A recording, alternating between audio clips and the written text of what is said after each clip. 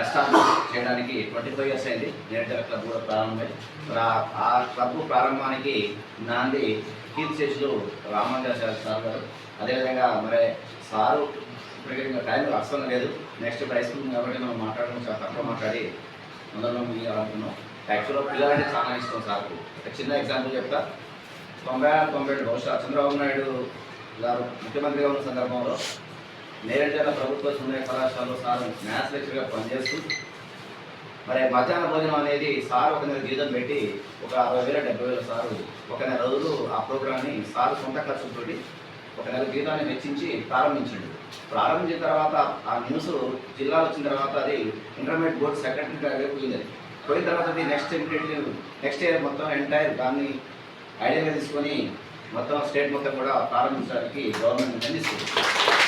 కాబట్టి sir Nereducharla junior college, అదేవిధంగా మిర్యాలవాడ junior college, ఆలయాలో ఇంకా 2-3 కళాశాలలో పనిచేస్తూ చాలామంది విద్యార్థులకు ఆర్థిక సహాయాన్ని అంటే సారు కొంత సహాయం చేస్తూ 50,000 లక్షలు ఇప్పించే చాలా సందర్భాలు ఉన్నారు. మామూలు సమస్య లేదు సార్ కానీ సార్ నియర్ అండ్ డియర్ మనకు కూడా తెలుసు కానీ కొంచెం బాగా సార్తో బాగుండేది.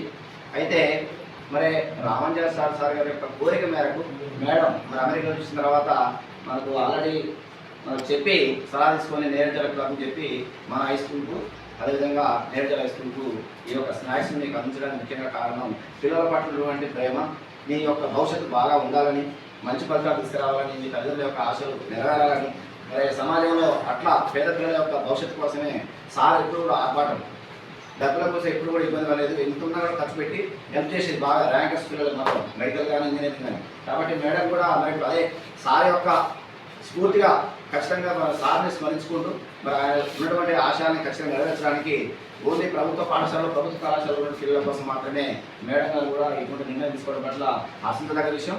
మేడం గారికి ప్రత్యేకంగా సార్కు ఒకసారి మన ఘనమైన నివాళులర్పిస్తూ స్మరించుకుంటూ మేడం గారికి ప్రత్యేకంగా పాఠశాల తరఫున మన అందరి తరఫున ప్రత్యేకమైన కృతజ్ఞతలు తెలియజేస్తాం.